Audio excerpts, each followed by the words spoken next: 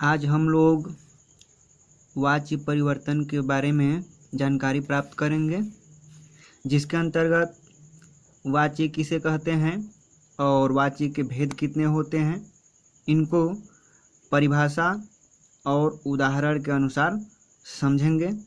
तो सबसे पहले वाच्य कहते किसे हैं? तो किसी भी बात को कहने के ढंग को वाच्य कहते हैं। ये आप लोग याद रखिएगा, किसी भी बात को कहने के ढंग को हम लोग क्या कहते हैं? वाच्य कहते हैं। बात को कहने का ढंग वाच्य कहलाएगा। वाच्य के भेद, वाच्य के 3 भेद होते हैं: कर्तृवाच्य, कर्मवाच्य और भाववाच्य। कर्तृवाच्य को पहले समझा जाए। अब इसमें आप लोग याद रखिएगा कि जो कर्तृवाच्य होता है उसके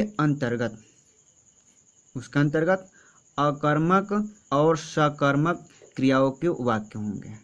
जो कर्तृवाच्य होगा उसमें अकर्मक और सकर्मक क्रियाओं के वाक्य होंगे। और क्रिया क्या होगी? कर्ता के पुरुष एवं वचन के अनुसार ही होगी। जो क्रिया होगी वह कर्ता के पुरुष और वचन के अनुसार होगी, अर्थात नियमानुसार होगी। जैसे रामः वेदं पठति या रामः वेदं पठिष्यति। तो यहाँ हम लोग देख रहे हैं रामः वेदं पठति, तो यह क्या है? लट लकार है, और लट लकार प्रथम पुरुष और एक वचन है, तो एक वचन में है। यहाँ भी लिट लकार है, तो लिट लकार है, इसमें प्रथम पुरुष और एक वचन। तो यह नियम के अनुसार है। लेकिन कर्मवाची में देखा जाए, इसमें क्या होता है? इसके अंतर्गत सकर्मक क्रियाओं के वाक्य होंगे। कर्तृवाची में अकर्मक और सकर्मक दोनों क्रिया होंगी, और कर्मवाची में केवल सकर्मक क्रियाओं के वाक्य होंगे। लेकिन इसमें क्या होगा? कर्ता तृतीया विभक्ति में होगा। जो कर्ता होगा वह तृतीया विभक्ति में होगा, और जो कर्म होगा वह प्रथमा विभक्ति में होगा। कर्तृवाची में कोई परिवर्तन नहीं होता है, लेकिन कर्मवाची में क्या होने लगता है? परिवर्तन होने लगता है, और कर्ता तृतीय विभक्ति में चला जाता है और कर्म प्रथमा विभक्ति में आ जाती है।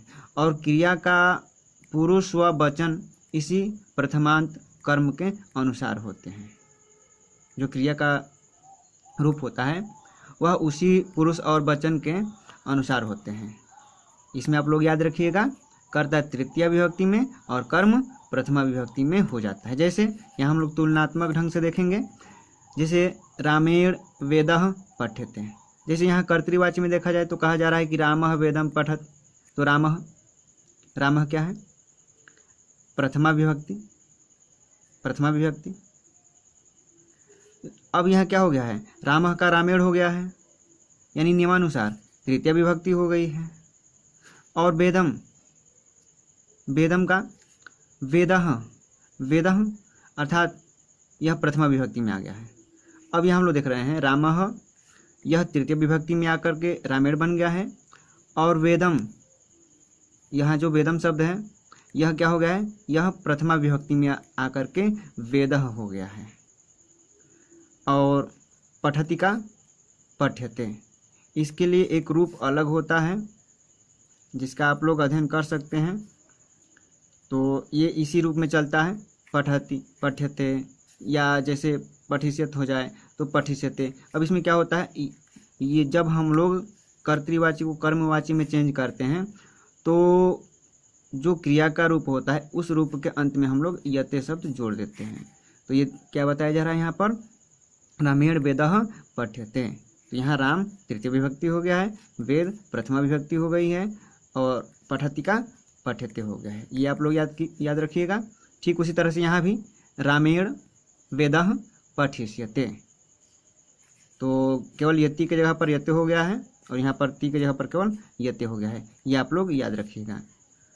फिर इसके बाद देखा जाए भाववाच्य के अंतर्गत अकर्मक क्रियाओं के वाक्य आएंगे। ये आप लोग याद रखिएगा। कर्तृवाची में अकर्मक और सकर्मक दोनों क्रिया के वाक्य आएंगे। कर्मवाची में केवल सकर्मक क्रियाओं के वाक्य होंगे, और भाववाची में केवल अकर्मक क्रियाओं के वाक्य होंगे। और इसमें भी आप लोग याद रखिएगा, जो कर्ता होगा वह तृतीय विभक्ति में होगा, और क्रिया की प्रधानता होती है इसमें, और वह जो क्रिया होती है वह हमेशा प्रथम पुरुष और एक वचन में ही रहती है। जबकि कर्मवाची में क्या होता है, क्रिया पुरुष व वचन के अनुसार रहती है, लेकिन भाववाची में हमेशा जो क्रिया होती है वह प्रथम पुरुष और एक वचन में ही रहती है। जैसे तेन हस्यते, तो सह का तेन, तो तेन क्या है, तृतीया विभक्ति है। तेन क्या है, तृतीया विभक्ति है। और हस्यते यह क्या है, प्रथम पुरुष और एक वचन है। और इसमें आप लोग याद रखिएगा, ऐसे वाक्य में कर्म नहीं मिलेगा। पहले ही कह दिया गया है कि इसमें कैसी वाक्य होते हैं, अकर्मक क्रियाओं के वाक्य होते हैं। तो यहाँ क्या है, कर्म नहीं है। जबकि कर्मवाची में यहाँ जो वेदः है यह कर्म कारक के अंतर्गत आएगा। ठीक कर्तृवाची में भी जो वेद है यह क्या है, कर्म है। लेकिन भाववाची में कर्म आप लोगों को नहीं मिलेगा। तो ये आप लोग याद रखिएगा। अब इसमें से हम लोग क्या करेंगे, तुलनात्मक ढंग से वाची परिवर्तन देखा जाए। तो सबसे पहले कर्तृवाच्य से कर्मवाची में परिवर्तन देखा जाए। तो कर्तृवाच्य है अहम पुस्तकम पठामि, अहम पुस्तकम पठामि, और कर्मवाची में बदलना है। तो ये हम लोग को पता है कि कर्ता तृतीय विभक्ति में होगी और जो कर्म होगा वह प्रथमा विभक्ति में। तो कर्ता यहाँ पर क्या है, अहम है। तो यह क्या है, यह प्रथमा विभक्ति में है, तो इसको तृतीय विभक्ति में बदल दिया गया है। तो क्या बन गया है, मया बन गया है। क्या बन गया है, मया बन गया है। और पुस्तकम यह क्या है, यह प्रथमा विभक्ति में है। और पठामी का पठ्यते, इसके अनुसार यते जोड़ दिया गया है, तो पठ्यते। तो अहम पुस्तकम पठामी का क्या हो जाएगा, मया पुस्तकम पठ्यते। ठीक उसी तरह से वयम जलम पाश्यामः, तो वयम का तृतीय विभक्ति अस्माभिः, और जलम का प्रथमा विभक्ति जलम, और पाश्यामः का पाश्यते, पाश्यामः का पाश्यते। तो पाश्य रहेगा, यामः की जगह पर यते हो जाएगा। ये आप लोग याद रखिएगा। तो वयम जलम पाश्यामः का अस्माभिः जलम पाश्यते। तो यह था कर्मवाची, कर्तृवाची से कर्मवाची में परिवर्तित कैसे करेंगे। तो इसमें आप लोग याद रखिएगा, हम लोग क्या करेंगे, जो कर्ता होगा वह तृतीय विभक्ति में चला जाएगा और जो कर्म होगा वह प्रथमा विभक्ति में चला आएगा। ठीक उसी तरह से कर्तृवाची से भाववाची में परिवर्तन देखा जाए तो इसमें भी आप लोगों को पता है, ऊपर हम लोग पढ़ लिए हैं कि इसमें भी क्या होगा, कर्ता तृतीय विभक्ति में हो जाएगा और जो आपकी क्रिया होगी उसकी प्रधानता होगी और हमेशा प्रथम पुरुष और एक वचन में ही रहेगा। जैसे सा हसति, सा का तृतीय विभक्ति तया और हसत का हस्यते, तो तया हस्यते। सा हसत तया हस्यते, सा वह हंसती है, तया अर्थात उसके द्वारा हंसा जाता है।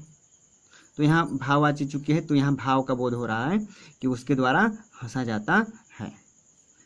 श्यामः गच्छत्, श्याम जाता है।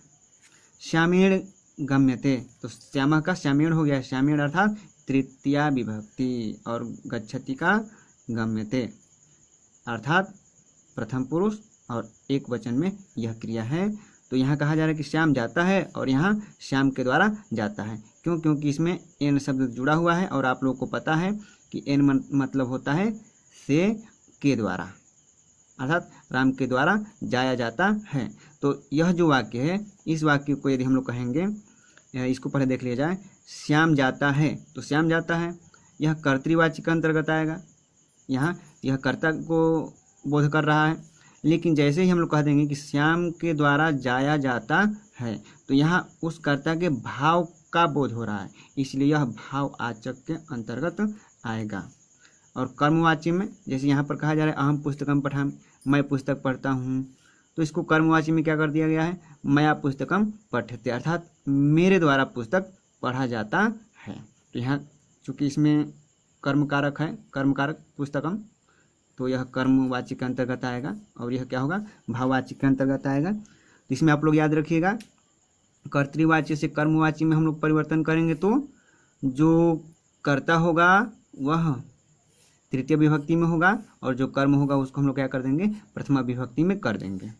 कर्तृवाच्य से यदि भाववाच्य में बदलना हो तो जो कर्ता होगा इसमें भी कर्ता को हम लोग तृतीय विभक्ति में बदलेंगे, लेकिन जो आप लोगों का यह क्रिया होगा वह प्रथम पुरुष और एक वचन में ही हमेशा होगा और भाववाच्य के अंतर्गत कर्म नहीं आता है।